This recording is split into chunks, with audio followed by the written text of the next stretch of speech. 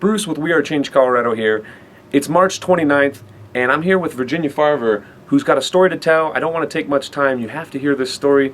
We're in the We Are Change Colorado studio, and we're getting this story out to you broken down. There's a lot of information. We could make this interview probably hours long. What do you think? Hours? Yes, yeah, probably. Maybe 8 hours long. But we're going to try to break this down into under 10 minutes. So I just want to give Virginia a chance to tell her story and why she's become active in explaining what's going on with these smart meters. What are these technologies doing? What are the effects to people? She's got a lot to talk about, and so I just want to give her a chance to tell everyone her story and what they can do to protect themselves. I lost a son in October of 2008 from glioblastoma brain cancer, and he was living in San Diego at the time. Dr. Tantawaya out of Poway, he was a neurosurgeon, told us it was his cell phone. So my son only lived 7 months, so I started investigating cell phones, and one day I typed in cancer clusters, and I found a cancer cluster on the San Diego State University campus, and that's where my son was attending school.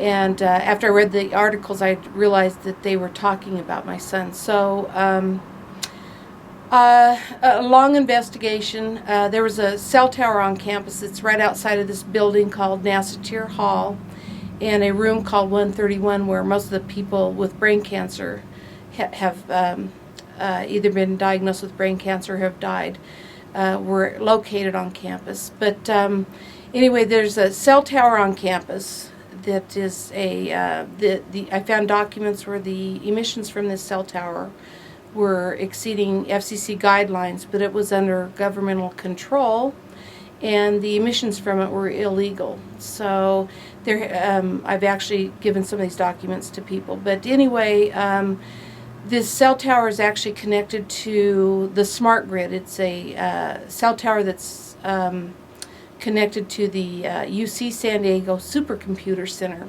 So this is how all these grids are connected, and all this research is being done. So anyway, I realized one day that this is where the smart meters were coming from, and these are the smart meters they're putting on our homes and businesses throughout the nation, and these are very, very dangerous, and I just want people to be aware of this. And this anything wireless now is considered a Class 2B carcinogen, and I've gotten information recently that they've got sufficient evidence to make it a Class 2A carcinogen. Class 2B is a possible, Class 2A is a probable. So I just want people to be very aware, and this is going to engulf our neighborhoods in RF radiation. Some of the collector units out on the streets can transmit up to 125 miles, and I believe the smart meters themselves can transmit up to close to 5 miles is what I've heard. So Virginia, you said RF radiation, and I just want to have you explain what that is for everyone, and maybe some of the different forms of RF radiation that someone could come into exposure with. Well, RF radiation, there's all different kinds.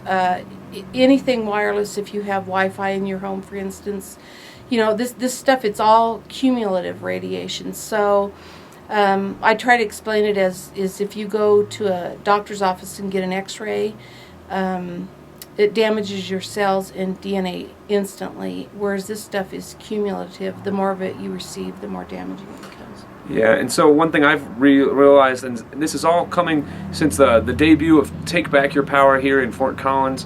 We debuted it the other night at the We Are Change Community Center. It really shook me up. It changed me to the point where my jaw dropped like it hadn't since Loose Change the first time I saw it. It was like that, guys. It was years. I haven't been like that. I was shook up for a bit. You kind of get caught in the fear of it. And so one thing we wanted to stress was that there is solutions to this. We can stop this. You choose to use your cell phone, but when someone installs a smart meter on your house, you don't, against your will, you don't choose that. If you live in an apartment and there's 30 or 100 of these smart meters beaming around you and you happen to live right next to that, you don't choose that. You don't consent to that. They just do it without your consent. And so there is solutions. There's communities fighting back. And we're here with Josh Hart today as well. And so we're going to have a couple different videos, but I just want to give you the last couple minutes to kind of explain what can we do, what are the solutions to stopping the smart meters from going onto these houses, and to really, to take back our power. The best solution is to get everybody informed, because without the media, this is what we've got to do, and we've got to tell our friends, our families, our neighbors, our loved ones, anybody we can, pass out flyers, get the information out, and get it stopped. And as far as wireless devices, try and limit those as much as possible.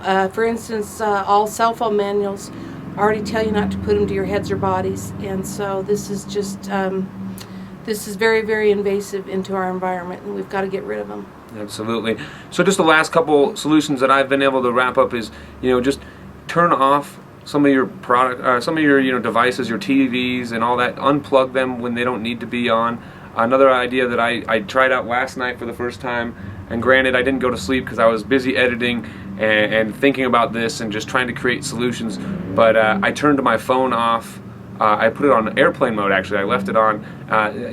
That's another tiny little step that we can take when we go to bed, but there's tons of other more expensive routes. We've talked about a little bit about that, and we'll drop a couple more of those radiation shielding links in the comments. So thanks for checking this out. We'll have more information coming with Virginia Farver soon. She lives in Fort Collins, and so we're going to be working together here in Lakewood and in Fort Collins and in South Colorado. We're all coming together here in Colorado to stop smart meters. Hope you'll stop smart meters wherever you live. And this, we're taking back our power right here, right Yes. now. Thank you. Thank you.